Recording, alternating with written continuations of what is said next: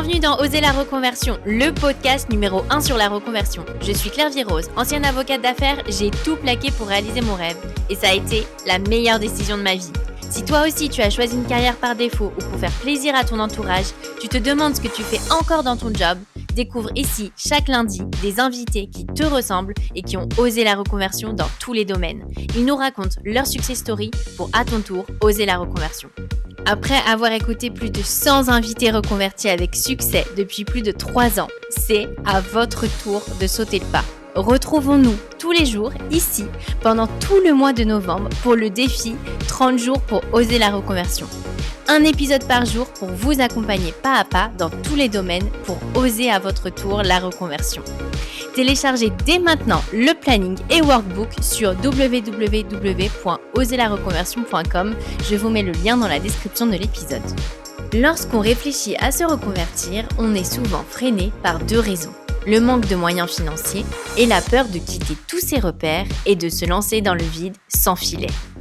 Et si on vous disait qu'il est possible de se reconvertir en s'absentant de son poste actuel, tout en continuant de toucher son salaire et en se faisant financer sa nouvelle formation pour se reconvertir.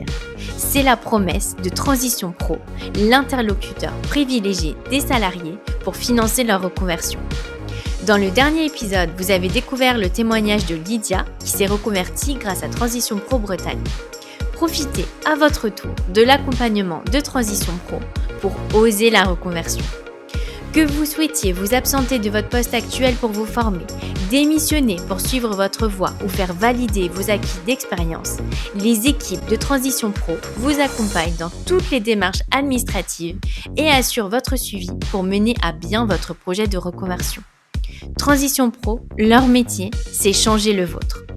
Pas d'inquiétude, avec votre accord, Transition Pro travaille en totale collaboration avec votre entreprise actuelle pour que la transition se fasse en douceur.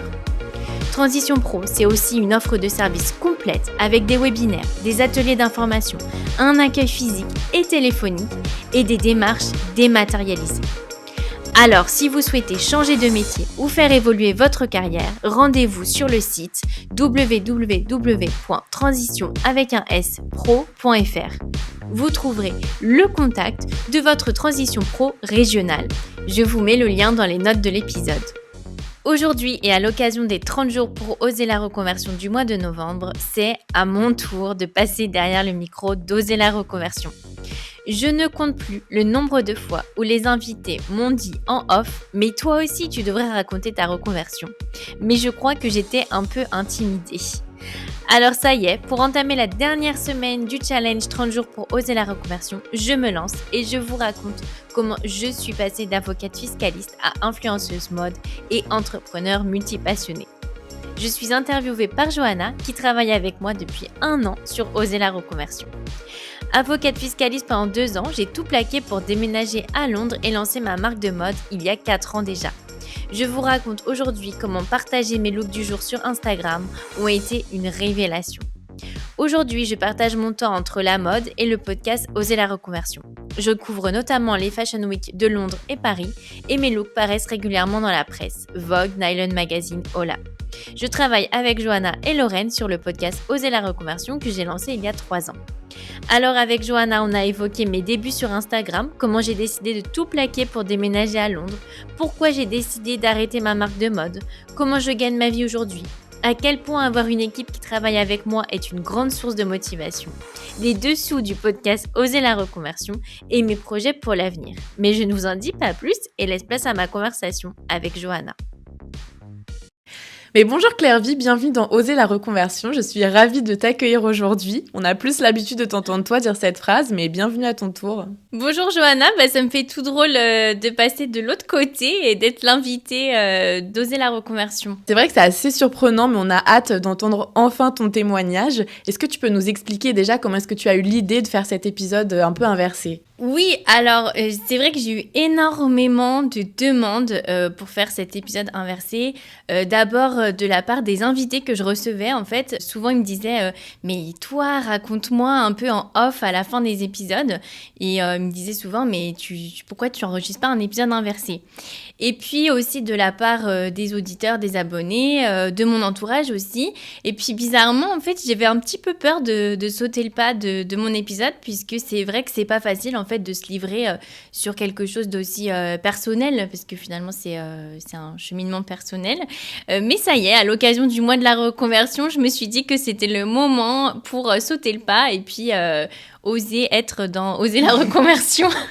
Donc ça y est, aujourd'hui, les auditeurs vont enfin avoir le mystère de ta reconversion et de ton parcours. Donc peut-être, est-ce que tu peux commencer par te présenter? Oui, donc je suis Claire Virose, donc je suis la fondatrice du podcast Oser la reconversion. Je suis aussi influenceuse mode sur Instagram sur le pseudo Claire Virose. Donc je fais les Fashion Week de Londres et Paris. Et je vis entre Londres et Paris et j'ai 31 ans. Est-ce que peut-être tu peux d'abord revenir sur tes études de droit et qu'est-ce qui t'a poussé à les faire? Alors en fait ça s'est fait un peu par hasard puisque moi à l'origine je voulais plutôt faire Sciences Po. Après le bac, j'ai passé Sciences Po que j'ai raté. Donc, j'ai fait ensuite une prépa commerce pendant 1 an avec l'idée de repasser Sciences Po à la fin de l'année. C'était plutôt mes parents qui m'avaient encouragée à faire prépa commerce. Eux, ils me voyaient plutôt dans une école de commerce. Moi, je me voyais beaucoup à Sciences Po. J'avais envie de faire de la politique à la base. J'aimais bien le côté on s'engage pour une cause, communauté, voilà. Et donc, finalement, à la fin de cette année de prépa, j'ai encore raté Sciences Po. Donc je l'ai raté 2 fois et du coup c'est à ce moment-là que je me suis dit que j'allais faire des études de droit et en fait ça s'est fait un peu par hasard parce que je m'étais dit que j'allais aller à la fac de Rennes puisqu'on avait des cours avec des profs de Sciences Po Rennes. Donc c'était un peu un côté je vais pouvoir accéder un petit peu à Sciences Po de cette façon-là puisqu'on avait des profs qui donnaient cours à Sciences Po et à la fac de droit. Et puis il y avait surtout une branche sciences politiques à partir de la 3e année. Et donc, c'était mon objectif, en fait, de faire sciences politiques. Et quand je suis arrivée à la première année à Rennes, donc la fac de droit de Rennes, c'est une fac qui est assez élitiste. Enfin, c'est quand même une bonne fac de droit. Et dès le premier jour, on nous a dit... les meilleurs d'entre vous iront dans le master droit des affaires, voilà, que j'ai fait finalement. Et donc, en fait, ils nous ont beaucoup, beaucoup poussé à tous les cours. C'était, voilà, si vous avez envie de réussir, il faut que vous fassiez ce master. Et donc, ça m'a complètement mis une graine dans la tête il faut que je fasse ce master. Donc, j'ai complètement changé de projet pour faire du droit des affaires. Bon, et est-ce que ça t'a quand même plu? T'as pas regretté de ne pas continuer le rêve un peu Sciences Po Non, bah en fait, finalement, je me suis bien retrouvée en droit des affaires. J'aimais bien le côté, c'est assez logique, assez carré, et en même temps, il faut être assez littéraire puisqu'on devait quand même pas mal rédiger. Donc, je trouvais que c'était un bon mix un peu de compétences. Franchement, mes études de droit m'ont plu. Alors, ça paraît bizarre de dire ça maintenant, mais c'est plus finalement... le milieu des avocats et la carrière en tant qu'avocate que je n'ai pas trop... je m'y retrouvais pas, en fait. Parce que c'était plutôt stressant, est-ce qu'il y avait beaucoup de compétition? Enfin, qu'est-ce qui vraiment te plaisait le moins dans ce milieu? C'était plutôt les personnes en fait avec qui je travaillais. Je me sentais vraiment trop éloignée d'elles. Donc en fait les études j'avais bien aimé parce que j'aimais bien le fond de la matière. Je trouvais que c'était intéressant. Et après, j'aimais toujours ce que je faisais. Donc moi, j'ai fait de la fiscalité. Je trouvais que c'était intéressant. Mais finalement, j'aimais pas les horaires très stricts puisqu'on commençait à 9h30. On pouvait absolument pas partir avant 20h. Je me rappelle que voilà, si je partais à 19h50, quand je passais devant le bureau, je voyais la personne regarder un peu sa montre pour montrer que voilà, c'était pas l'heure de partir. Donc, j'aimais pas du tout de ce côté très strict. Je trouvais que les personnes, elles étaient pas très fun. Je les trouvais très sérieuses. Vestimentairement, je trouvais que c'était aussi ennuyeux puisque tout le monde était habillé assez classique. Donc, voilà, je trouvais que c'était pas assez fun. Et en fait, c'est assez rigolo puisque moi, j'avais l'image de l'avocat en droit des affaires comme dans les films où vraiment le bras droit des entrepreneurs.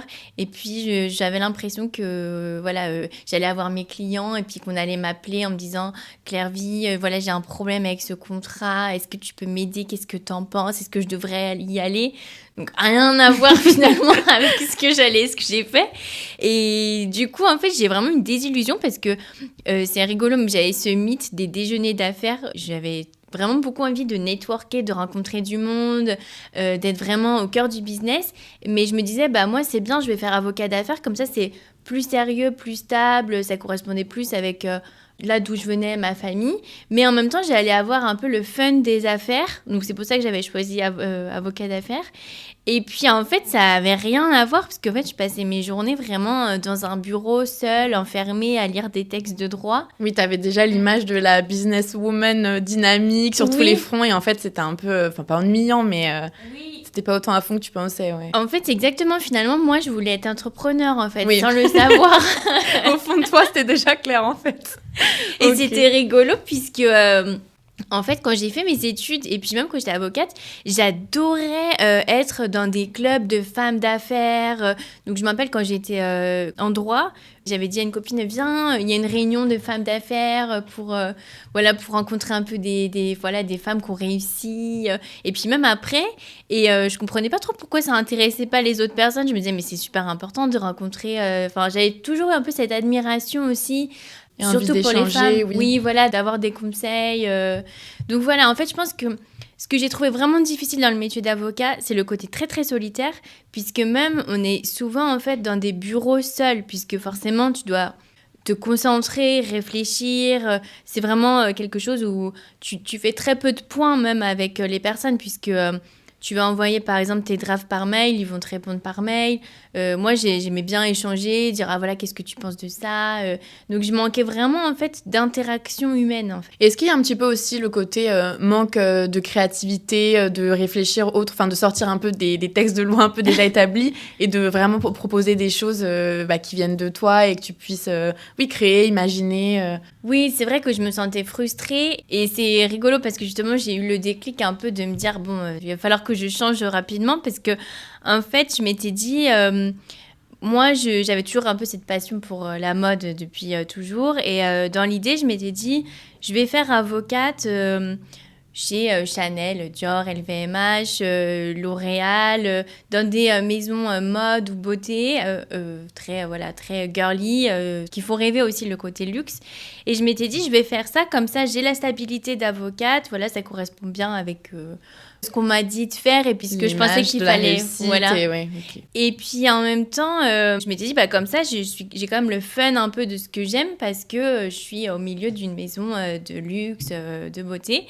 Et en fait, j'ai eu une grosse désillusion puisque d'abord, ça a commencé parce que mon rêve depuis toujours, c'était d'aller au défilé Chanel à la Fashion Week. Je ne sais pas pourquoi, c'était vraiment une obsession.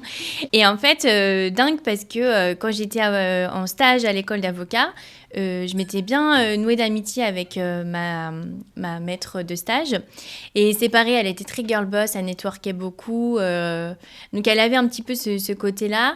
Et elle était justement invitée au défilé de Agnès B, puisqu'elle gérait en fait la fiscalité d'Agnès B. Et du coup, quand j'avais su ça, je lui avais dit, mais est-ce que t'es invitée au défilé? Est-ce que je peux venir avec toi? Et en fait, à ce moment-là, dingue, puisqu'elle m'avait emmenée au défilé alors que j'étais stagiaire à l'école d'avocat.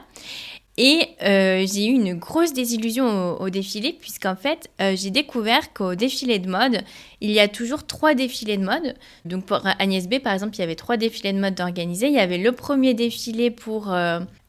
les photographes, les influenceurs, les acheteurs, donc voilà, le défilé qu'on connaît en fait. Et ensuite, il y avait un défilé pour les amis, la famille, et puis je crois que le 3e, c'était pour les employés.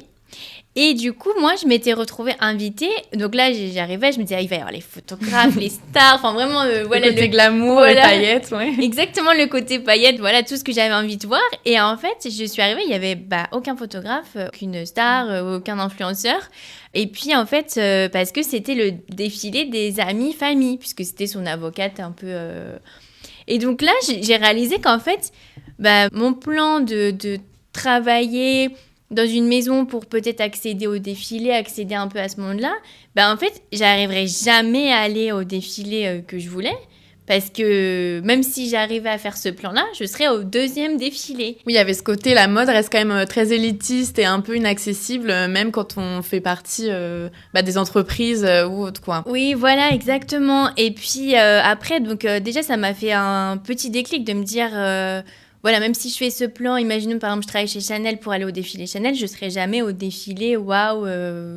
Oui, vraiment glamour paillettes avec les stars qu'on connaît. Voilà, exactement. Et puis après, ça s'est confirmé puisque j'ai eu énormément de chance parce que j'ai fait mon stage à l'école d'avocat. On doit faire un stage en entreprise. Et moi, j'ai eu beaucoup de chance puisque je l'ai fait chez L'Oréal.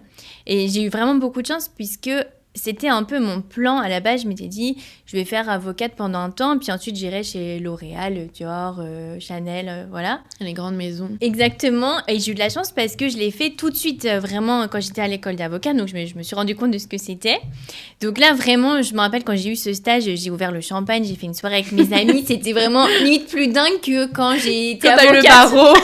Ok. C'était pour dire qu'il y avait quand même un petit problème dans ce plan, finalement. Tes rêves, c'était pas encore ce que t'avais réalisé. Exactement. Ouais. Mais à ce moment-là, je me rendais pas compte que j'étais pas forcément sur le bon chemin. Et quand je suis arrivée chez L'Oréal, vraiment, j'étais trop heureuse, trop fière de travailler chez L'Oréal.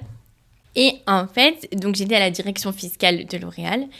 Et là, en fait, même quand on est à la direction fiscale de L'Oréal, oui, on est à L'Oréal, mais on reste avec des avocats, des juristes. C'est les mêmes personnes, elles vont pas être plus fancy. Le côté très vraiment voilà. études, pratiques. Enfin, oui, vous êtes dans les dossiers et pas vraiment dans le côté un petit peu plus mode, beauté. Ouais. Exactement, c'est finalement de la fiscalité des rouges à lèvres ou de n'importe quoi d'autre, ça reste de la fiscalité. Et je me rappelle qu'on avait, il y avait une cantine à L'Oréal, il y avait beaucoup d'événements qui étaient organisés. Et je voyais les filles du marketing, je les trouvais vraiment trop belles. Enfin, elles avaient l'air de s'éclater. Et là, en fait, j'ai eu un choc parce que je me suis dit, attends, mais en fait, t'es exactement là où tu voulais être. Mais en fait, là, tu veux pas être à la fiscalité, tu as envie d'être au marketing avec ces filles-là, quoi. Je me sentais encore à côté, en fait. C'était au bon endroit, mais pas à la bonne position dans le bon rôle, en fait. Exactement. Ouais. Et je me rappelle que j'en discutais un peu avec Ilan, mon fiancé, qui m'a beaucoup encouragée dans ma reconversion. Et en fait, je lui disais, mais j'ai l'impression c'est comme si j'étais derrière la scène et qu'en fait, je me rendais compte que moi, je veux être sur la scène, en fait. Oui, d'observer de loin et de savoir où tu veux aller, mais d'avoir pris un peu le mauvais chemin, au final. C'était... Enfin, de la mauvaise direction pour y accéder. Voilà, et en fait, c'est vrai que j'avais pas du tout fait des études de mode ou là-dedans parce que je pensais que j'étais pas quelqu'un d'assez créatif. Mes parents, ils voulaient que je fasse plutôt quelque chose de sérieux. Ils voulaient que j'ai fait des bonnes études et puis ils me disaient, bon, après, tu feras ce que tu veux, mais on veut que nous... il y a le côté stabilité. Voilà. Et donc, c'est pour ça que je m'étais pas orientée là-dedans, ouais. Mais du coup, tu as quand même trouvé un peu une autre façon d'accéder à ce monde en plein dans ta carrière d'avocate, puisque du coup, tu as lancé ton compte Instagram quand tu travaillais du coup chez L'Oréal. Est-ce que tu peux nous expliquer comment l'idée t'est venue, comment est-ce que tu as géré les deux et pour quelles raisons du coup tu t'es lancée? Oui, alors c'est super marrant parce que justement, c'était pendant ce stage chez L'Oréal. À ce moment-là, j'étais vraiment un peu au bout parce que... je venais d'avoir le barreau, j'avais le stage dont je rêvais, et là, je me rends compte qu'en fait, ça correspondait pas Enfin, je me sentais vraiment perdue. Vraiment, j'étais hyper stressée. À ce moment-là, j'ai même fait des ulcères, donc c'était vraiment horrible. J'étais vraiment trop stressée. Et c'est à ce moment-là, en fait, c'est grâce à Ilan, mon fiancé. En fait, on venait de se rencontrer. Ça faisait 6 mois qu'on était ensemble. Et en fait, il voyait que j'étais beaucoup sur Instagram. Et j'avais toujours suivi les blogueuses mode, les filles sur Instagram. Et j'étais très engagée. Donc, j'allais acheter leurs looks. Après, j'aimais bien suivre, repérer. Mais j'avais jamais été actrice. J'étais toujours une abonnée. Une spectatrice. Ouais. Voilà. Et puis, je pensais que c'était pas pour moi. Je me disais, non, ces filles-là, elles ont beaucoup de vêtements, elles ont des sacs de luxe. Voilà, enfin, je me disais, moi, je suis quelqu'un qui suit. Je suis pas quelqu'un qui peut lancer des tendances, donner des conseils. Oui. Et vraiment, c'est grâce à Ilan parce qu'il m'a dit, ça se voit que t'aimes bien suivre sur Instagram. Pourquoi tu le fais pas? Et puis vraiment, c'était un choc quand tu m'as posé cette question parce que moi, je m'étais jamais dit que j'allais le faire. Et puis surtout, je me disais toujours t'as vu, aujourd'hui je suis habillée comme une blogueuse mode. Donc je faisais des petites réflexions autour de mon entourage où j'allais envoyer des photos à mes copines quand j'étais bien habillée. Mais j'avais jamais osé poster comme ça sur voilà. En fait, tout te ramenait toujours à l'univers de la mode, que ce soit l'univers de la fiscalité dans les grandes maisons, tes passions, la façon de t'habiller, mais t'étais jamais à plein temps dedans, en fait. Voilà, je sais pas pourquoi je me disais que c'était pas pour moi, alors que maintenant ça me semble fou, tu vois, de se dire ça. Mais vraiment, je me disais, c'est pas pour moi. Et donc là, il me dit, pourquoi tu le fais pas ? Puis, donc là, je lui dis, mes raisons. Puis après, il me dit, mais on s'en fiche, il faut bien qu'on commence, quoi. Puis non, il me dit, c'est pas à toi de décider si ça va marcher ou pas. Essaye et puis laisse les personnes décider. Et donc là, vraiment, c'est grâce à lui que je me suis lancée, puisqu'il m'a dit, t'as qu'à te lancer 2 mois. Et dans 2 mois, on se met un objectif. Et puis, si tu l'atteins, tu continues. Donc, on s'était mis au bout de 2 mois l'objectif d'avoir 1000 abonnés, ce qui est quand même énorme quand j'y repense. Et si jamais tu n'as pas les 1000 abonnés, t'arrêtes et puis pour toujours, quoi. Ok, c'est vraiment la phase test, histoire de ne pas avoir de frustration et d'essayer quand même, ouais. Et je pense que comme j'avais envie que ça marche, c'était mon rêve. Donc là, je me suis donnée à fond. Pour l'anecdote, j'avais créé un compte Instagram, un autre compte que mon compte perso.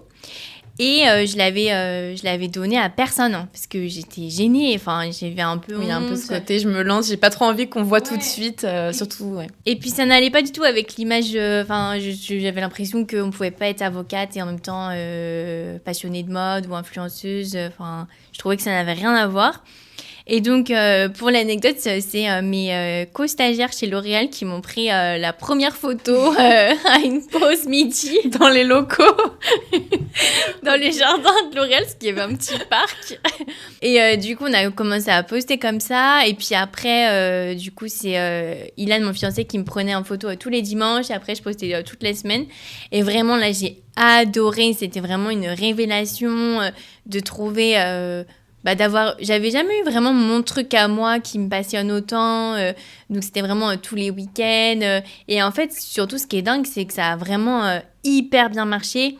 J'ai eu beaucoup d'abonnés rapidement, puisqu'en 2 mois j'avais 1000 abonnés, et en fait surtout j'ai commencé à être invitée à des événements, et je me rappelle que quand j'ai reçu le premier cadeau, je n'y croyais pas. Et même, je me rappelle que j'avais dit à mes co-stagiaires de L'Oréal, imagine un jour, je reçois quelque chose. Une invitation pour un événement. Et ça me semblait vraiment impossible. Et je me rappelle que le premier événement que j'ai fait, c'était pour Estée Lauder, pour leur masterclass.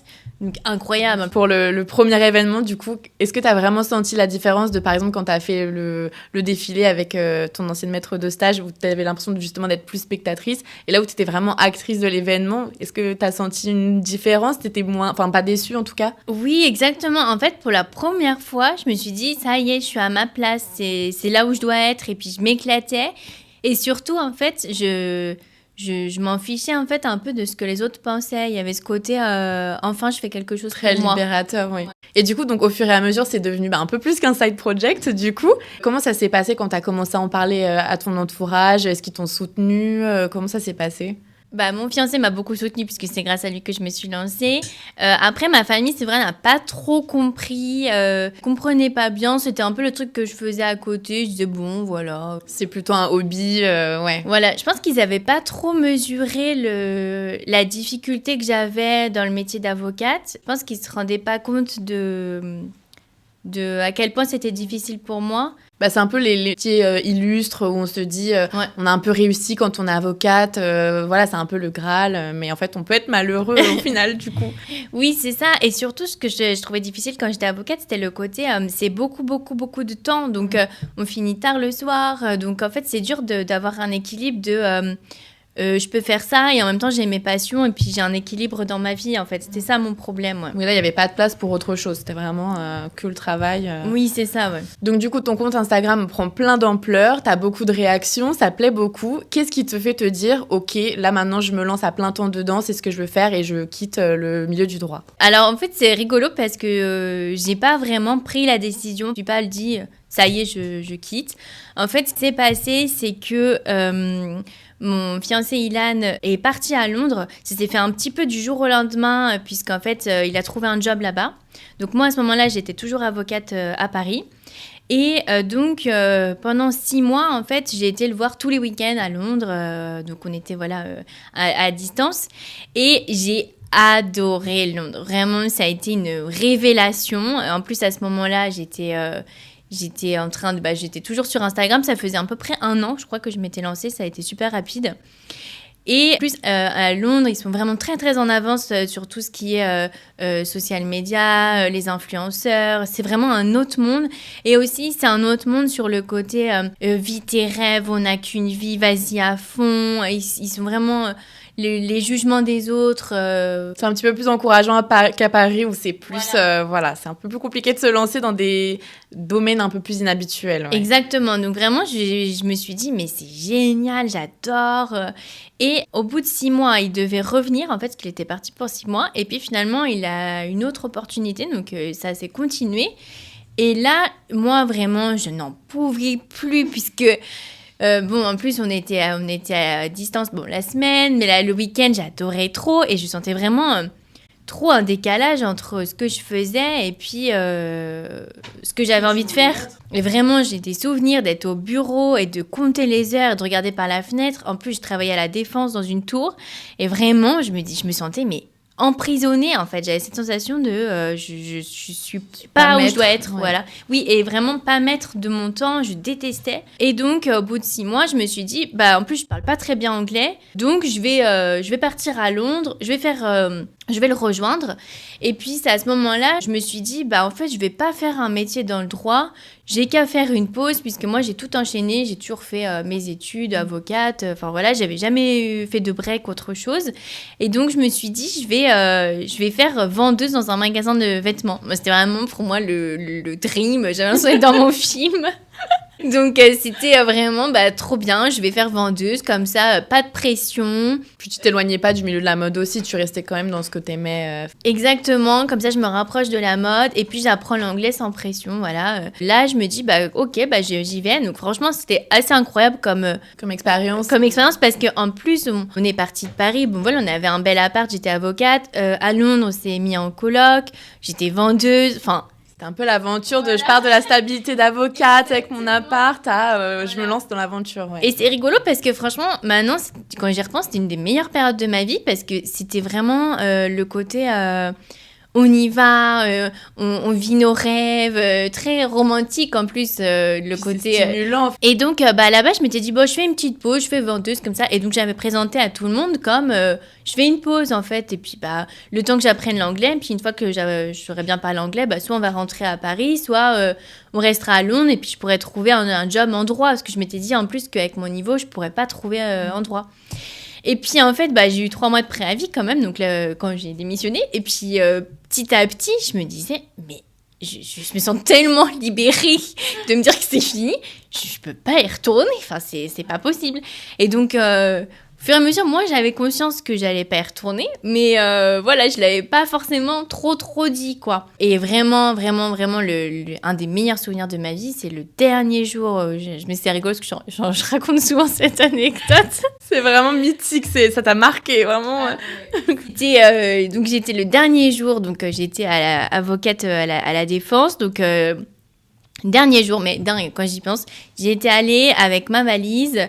Je me rappelle vraiment descendre de ma tour, marcher vers le métro, j'avais ma valise. Et là, j'allais directement prendre l'Eurostar, un aller simple pour Londres, pour ma nouvelle vie.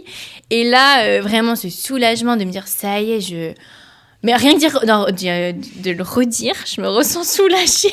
Oui, au fond de toi, tu claquais la porte, tu savais que t'allais pas retourner ni revenir dans ce milieu, ouais. Exactement. Et puis, vraiment, un des meilleurs souvenirs, c'est quand j'ai pris l'Eurostar et vraiment, je me sentais que tout était possible. Et c'était dingue, cette sensation de... Je prends ma vie en main et je peux tout faire et let's go, quoi. Je me rappelle très bien, j'étais dans l'Eurostar et je lisais... mes collègues de travail m'avaient fait un petit carnet. C'était avec des petits mots, bonne chance, bravo, enfin voilà, je vais te suivre. C'était vraiment, tu vas dans une nouvelle vie, vraiment rien à voir. Et puis l'Eurostar, ça va super vite. Franchement, quand on est dedans, on a l'impression parfois qu'on décolle un peu. Et j'avais la musique de Tame Impala très trippy. Et vraiment, j'avais l'impression que j'allais m'envoler, quoi. Enfin, que tout était possible. Et c'était vraiment, encore aujourd'hui, c'est un des meilleurs souvenirs de ma vie. Je pense que c'est vraiment le moment où je me suis dit, ça y est, t'es en train de prendre ta vie en main. C'était vraiment libérateur et au fond, c'était ce dont t'avais besoin. Ouais. Et je pense qu'après, c'est aussi plus facile de se reconvertir quand on déménage, en fait, quand on change de pays. Puisque moi, là-bas, j'avais une autre identité, en fait. Je disais oui, j'étais avocate avant, mais là, j'étais vendeuse dans un magasin de vêtements. C'était facile, le côté personne ne me connaît et je peux être je repars à zéro. Voilà, exactement. Donc, tu as été vendeuse dans d'une boutique de mode. Tu continuais donc sur Instagram à poster tes looks, un peu tes conseils. Et tu as aussi donc créé ta marque de mode, donc Claire Vie Rose. Donc, c'est un peu dans la continuité. Mais donc, qu'est-ce que tu faisais comme pièce principale et comment tu as géré tout ça ? Oui, donc parce que en fait, quand je suis arrivée à Londres, j'ai pris des cours de couture parce que c'était vraiment mon rêve depuis toujours d'apprendre à coudre. Je savais pas du tout coudre. Vraiment, c'est aussi des super souvenirs quand je suis arrivée, des petits cours avec les petites mamies, le petit tea dès que t'arrives. Enfin, vraiment trop sympa. Donc, j'apprends à coudre et moi, mon rêve depuis toujours, c'était d'avoir ma marque de mode. J'avais vraiment ce truc. Ça doit être génial de pouvoir faire ces pièces, de voir les autres emporter. Enfin, pour moi, c'était vraiment l'aboutissement de travailler dans la mode. Et quand j'ai voulu créer ma marque de mode, j'ai trouvé que c'était difficile de faire produire. C'était vraiment des sommes d'argent faramineuses. Moi, j'avais déjà mon prêt étudiant que je devais rembourser encore. Et à ce moment-là, je me suis dit, en fait, je sais coudre. Pourquoi je ne ferais pas moi-même mes créations ? Et donc, c'est comme ça, j'ai lancé ma marque, Claire Vie Rose London, avec le principe, c'était des jupes et des serre-têtes matching, avec du tissu Liberty, donc très anglais. Et donc, c'est comme ça que ça s'est passé. Donc, c'est une expérience qui t'a plu aussi d'être du côté un peu créatrice de mode aussi. Oui, alors vraiment, ça a été une super expérience parce que j'ai eu beaucoup de chance. J'ai eu beaucoup de commandes tout de suite de la part de mes abonnés, puisque j'avais déjà une communauté. Vraiment, j'ai adoré, j'ai fait des shootings avec mes copines à Londres. Voilà, on faisait tout nous-mêmes, vraiment. Si vous avez envie de lancer quelque chose, vous pouvez vous lancer par vous-même. Et c'était vraiment génial de vivre ça sans avoir le stress d'investir de l'argent. Voilà, et puis de tout faire soi-même. C'était vraiment des super souvenirs. C'était mes copines qui avaient posé pour le shooting, Ilan qui faisait les photos. Enfin, c'était vraiment trop sympa. Donc, j'ai fait ça pendant 6 mois. J'ai sorti 2 collections. Et puis, finalement, ça a été un peu compliqué parce qu'à ce moment-là, il y avait le Brexit et le Covid surtout. Le Covid est arrivé j'avais lancé ma marque début février, donc vraiment juste après. En fait, il y a eu le Brexit, il y avait ça devenait un peu compliqué pour envoyer depuis le Royaume-Uni. Et à ce moment-là, en fait, j'ai réalisé que c'était pas forcément ce que j'avais envie de faire. Et c'est rigolo vraiment parce que j'encourage vraiment les personnes à essayer ce dont elles ont envie, puisqu'en fait, quand on fait les choses, parfois, ça n'a rien à voir avec ce qu'on imagine. Moi, vraiment, ma marque, je pensais que j'allais adorer ça, et il y a quelque chose que je n'ai pas aimé dans le fait d'avoir une marque que j'aurais jamais envisagé avant de le faire, c'est que quand on a une marque de vêtements, on devient une publicité pour sa marque, finalement, et par exemple, si on a un mariage, si on a un événement, il faut porter sa marque parce que finalement, ça fait de la promotion. Donc, les personnes qui vont vous voir au mariage, elles vont se dire « Ah, mais c'est sympa ce que tu portes, ça vient d'où ?» Et là, tu peux dire « C'est ma marque » et comme ça, tu fais ton autopromotion. Et moi, finalement, je me suis rendu compte que ce que j'aimais dans la mode, c'était surtout mix and match, plein de pièces, de faire des looks. Et j'adorais ma marque, je trouvais ça super sympa, mais j'avais pas du tout envie de porter mes serre-têtes tous les jours finalement. Parce que oui, c'est sympa d'avoir cet accessoire, de le mettre de temps en temps, mais t'as pas envie de devenir tout le temps habillée pareil. Et donc, c'est vraiment quelque chose que je n'ai pas du tout aimé. Le fait, en fait, d'avoir un peu cette obligation de porter très très souvent en fait sa marque. Et puis surtout, je n'ai pas aimé la relation de vendre quelque chose directement à mon audience. Ça, je ne l'avais pas réalisé avant, mais je me sentais gênée de parler de mes produits. J'avais l'impression de les déranger, d'en parler trop, alors que pas du tout, puisqu'ils sont habitués à ce qu'on leur parle. Mais j'aimais pas, et je me suis dit que finalement, j'aimais mieux avoir une relation avec les marques, que les marques soient mes clientes, que ce soit elles qui me payent. Et puis finalement, après, d'en parler à mes abonnés comme à des amis et puis de leur montrer un peu. Je trouvais que c'était beaucoup plus sain comme relation. C'était une façon de garder la proximité plus dans le conseil plutôt que dans la vente qui me fait quand même une barrière un peu business. Voilà, vraiment, je suis super contente d'avoir lancé ma marque. Ça s'est super bien passé. J'ai des super souvenirs aussi de tout ce qu'on a fait. Mais je me suis rendu compte finalement que c'était pas pour moi et c'était pas ça que j'aimais dans la mode. Finalement, c'était pas ça qui était le mieux pour moi. Donc vraiment, j'encourage vraiment toutes les personnes à essayer parce que quand on le fait, finalement, ça a parfois rien à voir. On se rend compte de choses auxquelles on n'aurait jamais pensé. Donc quand tu es partie à Londres, donc ton compte Instagram et la communauté a continué de s'agrandir et il me semble que c'est pour la première fois que tu as rencontré une abonnée dans la rue qui t'a reconnue. Qu'est-ce que ça t'a fait ? Est-ce que ça t'a vraiment montré que ce que tu faisais, que tu avais une vraie communauté derrière, des gens qui te suivaient ? Est-ce que ça a rendu le projet un peu plus réel pour toi ? Oui, après, je pense que quand j'avais lancé ma marque, de voir toutes les commandes, d'envoyer à mes abonnés, puisque c'était moi qui faisais, j'avais déjà eu ce côté, waouh, c'est un peu réel, réalisation, oui. Voilà. Il y a des gens derrière, en fait, c'est pas juste virtuel. Et donc dans ce côté-là, il y a aussi les invitations pour les défilés, les Fashion Week, donc qui vont commencer à arriver. Donc quand tu es arrivée à Londres, t'as aimé cette expérience, ça t'a confirmé le mythe de la mode en tant que spectatrice un peu plus cette fois ? Oui, exactement. Donc j'ai eu les premières invitations pour la Fashion Week à Londres et vraiment c'était un rêve. J'étais dans mon rêve, surtout à Londres. Les looks sont encore plus démesuré, voilà, c'est encore plus dingue qu'à Paris.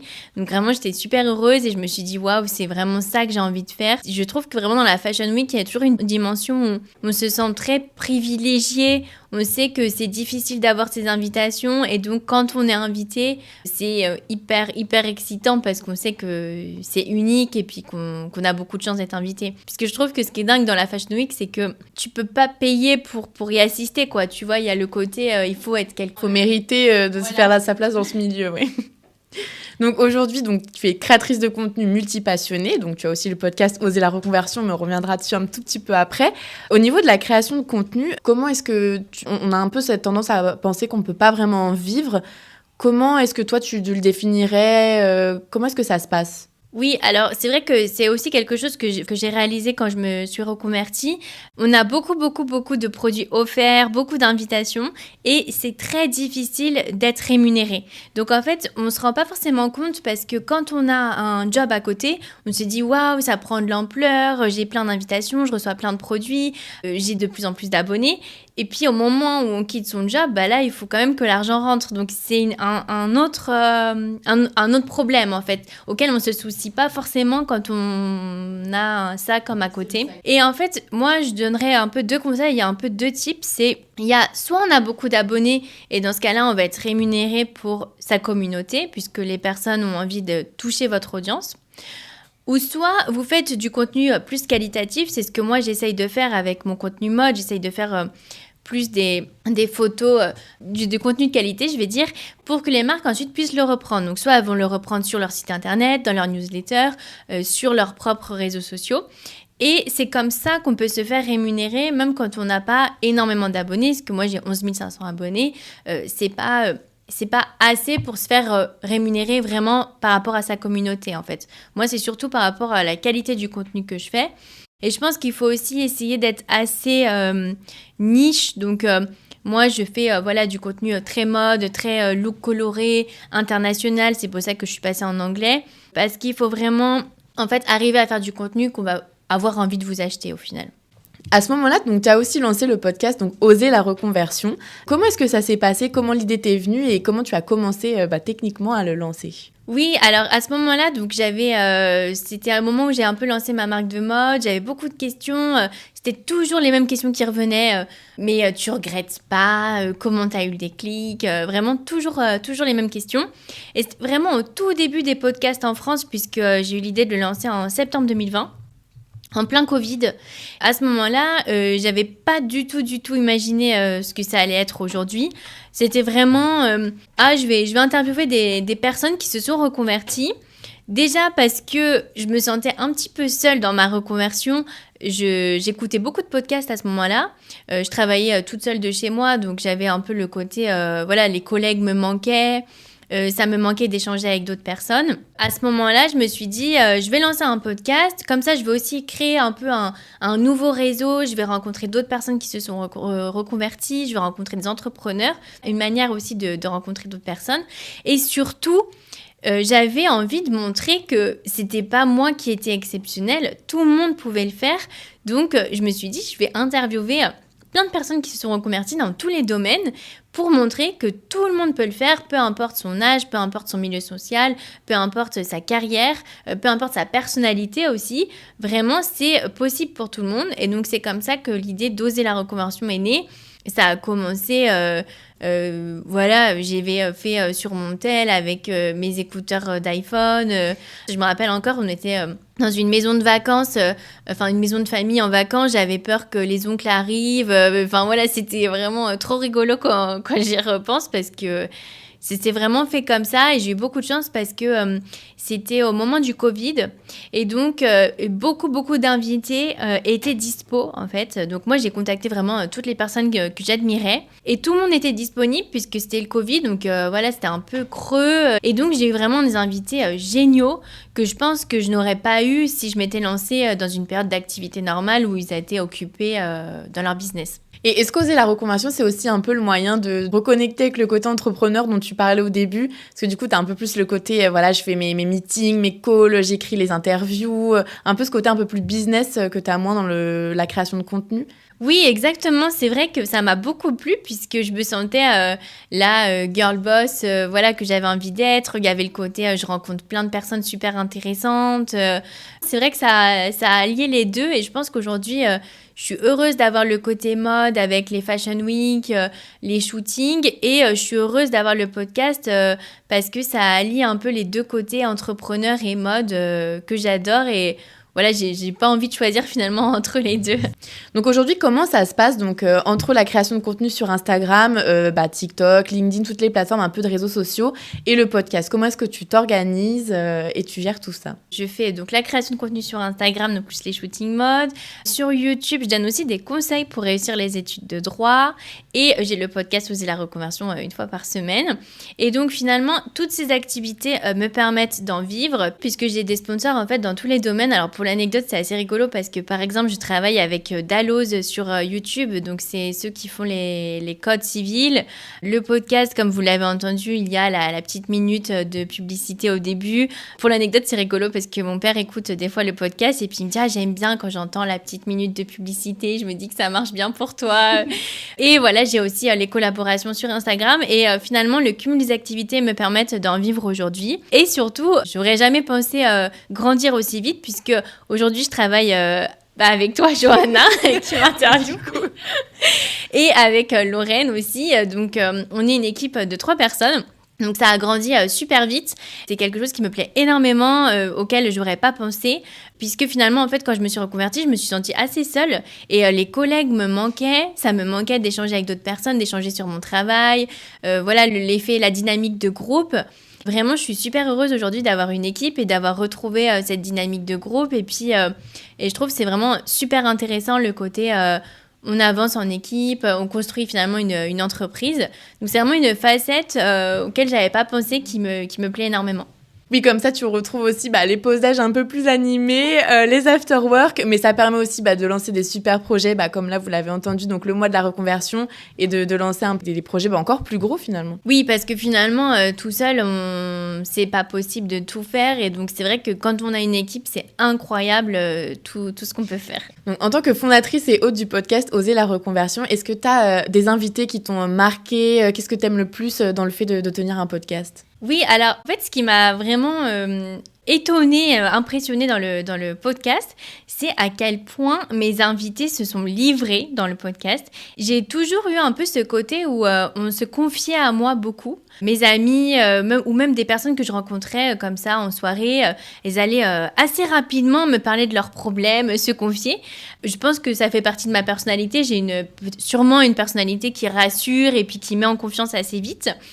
Et finalement, j'y avais pas pensé, mais c'est un gros atout dans le podcast, puisque souvent les invités se confient énormément, ils oublient complètement qu'il y a un micro qu'on est en train d'enregistrer. Et pour l'anecdote, j'en ai même certains après qui m'ont dit est-ce que tu peux couper ce passage-là parce que vraiment, je sais pas pourquoi je t'ai dit ça. Enfin, c'est trop intime. Ouais. Ils avaient complètement oublié qu'ils étaient en train d'enregistrer. J'en ai même eu vraiment, parfois je devais un peu... leur remonter le moral parce que je me disais ils vont pleurer, ils se livraient énormément et même moi j'oubliais complètement que j'étais en train d'enregistrer un podcast. En fait, j'étais vraiment dans la discussion et c'est vraiment incroyable, je trouve, parce que il y a une dimension hyper profonde, hyper personnelle. Et après, pour l'anecdote, presque quand j'avais des conversations avec mes amis ou quand je rencontrais des personnes, je me disais, mais pourquoi on met autant de temps à aller dans des sujets aussi profonds? C'est tellement plus intéressant quand tu parles de, c'est quoi ta plus grande fierté, tes regrets. Enfin, je me disais, pourquoi dans la vie de tous les jours, on n'a pas ces conversations aussi profondes? Donc vraiment, c'est quelque chose qui m'a vraiment, vraiment marquée. À quel point mes invités se livrent encore aujourd'hui dans le podcast. Et vraiment, je trouve que c'est incroyable en fait qu'ils nous partagent autant. Et je pense que ça vient aussi du fait qu'une reconversion, il y a une dimension très très personnelle, puisqu'il y a un côté... on se dit, ok, je m'en fiche de faire pour les autres, je vais enfin faire ma vie pour moi. Donc c'est vraiment quelque chose de très introspectif et de très personnel. Mais je pense qu'il y a un peu cette pudeur et cette peur du jugement et qui fait que, comme les auditeurs du podcast, au final, on t'écoute et on écoute les invités parce que ça permet de s'identifier et de sentir un peu plus compris dans la reconversion, justement. Donc là, ça fait 3 ans que le podcast existe. On a la 4e saison. Est-ce que tu as des projets futurs? Quels sont tes rêves pour oser la reconversion? Oui, alors c'est vrai qu'on a interviewé plus de 100 invités. Quand j'y repense, je trouve ça dingue puisque je me dis, si on réunissait tout le monde dans la même salle, ça serait énormément. Je me dis que c'est dingue que j'ai eu la chance d'avoir 1 heure comme ça d'introspection avec eux chacun. D'ailleurs, on organise tous les ans le cocktail du podcast avec les invités du podcast. C'est quelque chose auquel je tiens parce que je trouve que c'est vraiment super chouette d'avoir une communauté de personnes reconverties. Ce mois-ci, on a organisé le mois de la reconversion avec un épisode par jour qui est très très sport. J'en suis aussi fière puisque vraiment l'idée c'est d'aider les auditeurs à sauter de pas en proposant des épisodes très pratiques puisque moi c'est ce qui m'a manqué, c'est ce que j'aurais aimé avoir. Dans cette continuité, donc on a fait le workbook, cahier d'exercices. Pourquoi pas écrire un livre un peu autour de ce domaine-là? C'est vrai que c'est assez rigolo puisqu'on a pas mal de demandes de livres de la part des auditeurs. Notre projet futur aussi, c'est d'enregistrer des épisodes en anglais, puisque moi, j'ai pas mal de personnes que je rencontre qui parlent anglais, et je me dis, c'est dommage qu'on les interviewe pas, parce que vraiment, c'est incroyable leur parcours, avec aussi des histoires de personnes qui changent de pays, puisque quand on change de pays aussi, c'est super intéressant. Et donc, j'ai pour projet, donc il y a déjà des épisodes qui sont programmés, donc on va enregistrer en anglais. Et bien sûr, les épisodes seront traduits, ils seront disponibles en anglais et en français. C'est vrai que je suis déjà super heureuse de là où on est Oser la reconversion. On a eu des super invités, on a régulièrement des parutions dans la presse, donc vraiment je suis déjà super heureuse de là où on en est. Et... En termes de parution presse, c'est vrai que là, sur tous les plans, on a pu t'apercevoir dans Vogue pour le côté mode, et là très récemment sur France Inter, donc avec Oser la reconversion, tout est une consécration. Qu'est-ce qu'on peut te souhaiter de plus pour tes projets ? Oui, c'est difficile comme question parce que c'est vrai qu'aujourd'hui, je pense que je suis là où j'ai envie d'être. Et d'ailleurs, c'est incroyable d'avoir ce sentiment puisque on se dit toujours et après, aujourd'hui, voilà, je suis super heureuse avec mon équipe, avec mon fiancé, mon petit chien. Donc vraiment, j'ai la vie que je voulais avoir. Dans tous les cas, on ne te demandera pas si tu regrettes ta reconversion. Je pense qu'on a compris que non. Oui, d'ailleurs, pour l'anecdote, c'est assez rigolo, puisque c'est vrai que je ne l'ai pas encore dit, mais quand je me suis reconvertie, je cauchemardais souvent que j'étais à nouveau avocate. Donc, je rêvais que j'étais avocate. Toujours à la fin de mon rêve, je démissionnais. Je disais, non, mais moi, je ne veux plus être avocate. C'est fatal. Ça. Mais d'ailleurs, c'est drôle parce que du coup, tu reçois aujourd'hui beaucoup d'avocats. Est-ce que tu as l'impression que la boucle est bouclée? Est-ce que tu as l'impression que le milieu du droit, on ne peut pas y être heureux? Enfin, quelle est la récurrence un peu de ces profils? Je pense qu'il y a beaucoup de personnes en droit qui le font sans trop savoir pourquoi. Il y a toujours le côté un peu, je me dirige là parce que j'ai rien envie de faire de spécifique. C'est au milieu du français et des maths. Donc, beaucoup de gens le font comme ça. Après, je pense aussi qu'il y y a un gros problème quand même de management dans le droit. Et le problème, c'est que je pense que ça va difficilement changer puisque toutes les personnes qui sont un peu fun, qui se soucient du bien-être, enfin voilà, qui pourraient faire changer les choses, en fait, elles se reconvertissent, elles partent. Donc je pense que vraiment ça va être difficile que le milieu évolue, oui. Bon, mais du coup, si tu pouvais quand même revenir en arrière, est-ce qu'il y aurait un conseil que tu te donnerais à toi-même ? Franchement, je pense que je me dirais de le faire encore plus tôt, puisque moi j'ai été avocate pendant 2 ans. Bon, c'est pas beaucoup, mais voilà, finalement quand même faire 6 ans d'études, après encore 2 ans. Et en fait, c'est vrai que j'ai oublié de le dire, mais j'ai eu aussi le déclic grâce à ma sœur, puisqu'elle était en finance, travaillait à la bourse. Elle avait été aussi, voulait faire de grandes études, voilà, la réussite sociale. Elle a 9 ans de plus que moi, donc je la regardais un petit peu de loin en me disant, bah, c'est aussi un peu mon avenir. Elle travaillait aux Champs-Élysées, elle travaillait énormément. Et quand elle a eu son deuxième enfant, à son retour de congé maternité, en fait, ils l'avaient remplacée. Ils avaient déjà recruté quelqu'un d'autre et elle a été vraiment mise dans un poste rien à voir. Et moi, à ce moment-là, j'étais en études de droit, école d'avocat. Et vraiment, à ce moment-là, j'ai eu un choc. Je me suis dit, mais elle a tout donné pour ce travail. Elle nous appelait régulièrement sur le chemin du retour. Il était 23 heures. Elle donnait tout. Elle avait eu son premier enfant. Elle avait été, dès la fin du congé maternité, elle avait repris. Et je me suis dit, mais comment tu peux t'investir autant dans ta carrière et après... Qu'on te le rende si peu, ouais. Voilà, exactement. Vraiment, ça m'a fait un choc. Je me suis dit, aussi, quand on est une femme, il faut faire attention à ça. Et c'est vrai que je ne l'ai pas abordé, mais quand j'étais avocate aussi, il y avait ce côté, je voyais les femmes et je leur posais un peu souvent des questions. Ah, tu fais comment avec tes enfants un peu, voilà, tout ce côté, parce que ça fait partie aussi de la vie d'une femme, voilà. Je me rappelle quand j'étais à mon premier stage, il y avait une avocate, elle avait dû partir rapidement parce que son enfant était malade et elle avait dit je prends mon tel et mon ordi, je vous appellerai de la salle d'attente. Oui, on déconnecte pas. Voilà, et je m'étais dit mais moi j'ai pas envie d'être une maman comme ça qui a peur de partir de son travail, qui prend son ordi, qui dans la salle d'attente en fait elle est pas avec son enfant qui est malade.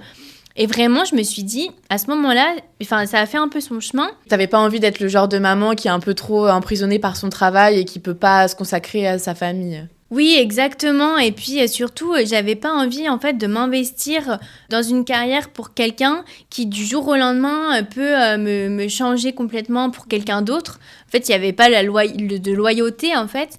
Et puis surtout les femmes avocates, je trouvais qu'elles manquaient de sensibilité, de côté maternel, parce qu'en fait, elles s'étaient complètement interdites ce côté-là, en se disant, bah moi, je dois être comme les hommes, je dois faire comme si presque je n'étais pas maman. Et puis, je me rappelle même que j'avais demandé à ma boss un peu...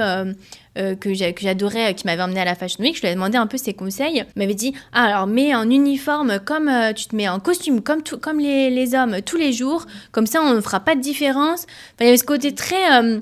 s'oublier en tant que femme et puis après aussi en tant que mère, que vraiment je me retrouvais pas du tout avec ça. Et c'est aussi là je me suis dit il faut que je crée mon entreprise, comme ça je pourrais faire comme je veux à ma façon. Donc ton conseil à toi-même ce serait de le faire encore plus tôt finalement. Oui, exactement. Pas me soucier finalement de faire avocate parce que ça fait bien, vraiment de faire beaucoup plus tôt ce dont j'ai envie et de me lancer à mon compte plus tôt, puisque finalement quand on a le temps on peut faire un peu ce qu'on veut. Et donc la dernière question traditionnelle du podcast que tu connais très bien, quel est le meilleur conseil qu'on t'ait donné ? Alors, c'est vrai que je me suis dit, il va falloir que je réponde moi aussi à cette question, puisque c'est la question traditionnelle. D'ailleurs, je voulais présenter mes excuses aux invités, parce que c'est une question qui est pas facile, hein, quand on s'y attend pas. Parce que comme j'envoie pas les questions à l'avance aux invités, ils s'attendent pas à cette question. Donc moi, j'y ai réfléchi un peu de mon côté, parce que je savais qu'elle allait arriver. Et donc, c'est un conseil que Kylan, mon fiancé, m'a donné. C'était une fois où vraiment j'étais un peu au bout, je venais de lancer mon entreprise et j'avais ma marque de mode à ce moment-là. Et puis j'étais vraiment fatiguée, épuisée, et puis je me disais à quoi bon, parce que ce qui est difficile dans l'entrepreneuriat, c'est que on a les résultats en décalé, en fait. On n'a pas les résultats tout de suite de ce qu'on fait. Donc, il y a un petit temps, il faut mettre la machine en marche avant d'avoir les résultats. Et vraiment, je passais beaucoup de temps à travailler, je me donnais beaucoup. Et à ce moment-là, vraiment, j'en pouvais plus. Il m'a montré, en fait, c'est une photo Donc, je vais essayer d'expliquer parce que c'est un conseil, mais c'est intéressant de penser à l'image. C'est 2 personnes qui sont en train de miner une mine de diamants. Et donc, on les voit en fait dans le tunnel. Et il y a une personne, en fait, il est à un coup de pioche du diamant. Et à ce moment-là, il fait demi-tour, en fait. On le voit, parce qu'on voit le tunnel en transparence. Donc, on voit le diamant. On le voit, lui, qui est juste à un coup de pioche et qui est en train de faire demi-tour. Et il est épuisé et il se dit, c'est bon, j'abandonne. Et la personne en dessous qui continue alors qu'elle est beaucoup plus loin, quoi. Et il m'a montré cette image et il m'a dit, mais tu peux pas savoir où t'en es. Donc là, imagine, t'es en train de dire, parce qu'à ce moment-là, je me disais, bon, c'est trop dur de me reconvertir, j'abandonne, je vais retourner vers quelque chose de plus traditionnel. Voilà, j'en peux plus, quoi. Et il m'a dit, mais regarde, imagine là, t'es un coup de pioche de réaliser ton rêve et que ça fonctionne et que tu y arrives. Est-ce que tu arrêterais maintenant ? Et en fait, c'est vraiment incroyable. Ça m'a fait un déclic génial, cette image et ce conseil. Parce que je me dis toujours, parfois, quand je suis un petit peu fatiguée, que j'en ai marre, parce que on n'a pas envie de tout abandonner, mais il y a toujours parfois des moments où on se dit j'essaye de lancer ce truc, finalement, est-ce que ça va marcher ? Ou on a toujours des petits coups de mou. Et puis là, à chaque fois, je me dis, imagine, tu as un coup de pioche du diamant, de ce que tu veux, est-ce que tu abandonnerais ? Donc vraiment, c'est le conseil que je donnerais, qu'on m'a donné, c'est qu'on ne sait jamais où on en est. Et surtout, il faut se dire qu'en fait, c'est normal d'avoir des échecs et des ratés parce qu'on est... en fait, il faut se dire que peut-être on a besoin d'avoir 3 échecs avant le succès. Et on sait très bien que toutes les personnes qui réussissent, elles ont eu des échecs avant, dont elles pas forcément. Et donc, il faut se dire que, voilà, on a un échec. Bon, ok, mais qu'est-ce que ça te fait d'avoir échoué si tu sais qu'il te reste plus que 2 échecs avant de réussir ? Donc, en fait, il faut voir ça comme ça en se disant, dès c'est un coup dur, c'est nous rapprocher finalement encore plus du succès de vivre ce coup dur. T'as un super conseil, merci beaucoup. T'es ravie de t'interviewer, de passer moi derrière le micro, d'oser la reconversion. Maintenant, on est une super équipe, on est tous contents de travailler sur ces projets. Et puis, on attend tous de voir la suite. Donc, merci beaucoup. Merci beaucoup, Johanna. Et j'ai eu beaucoup de chance de t'avoir comme intervieweuse parce que c'est vrai que c'est pas facile aussi de passer de l'autre côté. Donc, merci beaucoup. Merci. Si vous avez aimé l'épisode, abonnez-vous et laissez-moi un commentaire si vous écoutez l'épisode sur YouTube. Et si vous écoutez l'épisode sur Apple Podcasts, Spotify ou Deezer, abonnez-vous et laissez une note 5 étoiles et un avis. C'est ce qui donne le plus de visibilité à ce podcast. N'hésitez pas à en parler autour de vous et à partager l'épisode sur les réseaux sociaux pour aider un plus grand nombre à oser la reconversion. Si vous souhaitez suivre les dernières actualités du podcast, rendez-vous sur notre compte Instagram @oserlareconversion et pour prolonger la discussion, rendez-vous sur notre groupe Facebook dédié aux auditeurs. Ensuite, si vous cherchez toutes les notes avec les références, allez dans le détail du podcast. Si vous souhaitez devenir annonceur, me proposer un invité ou me poser des questions, je serai ravie d'y répondre par mail à l'adresse partenariat@oserlareconversion.com.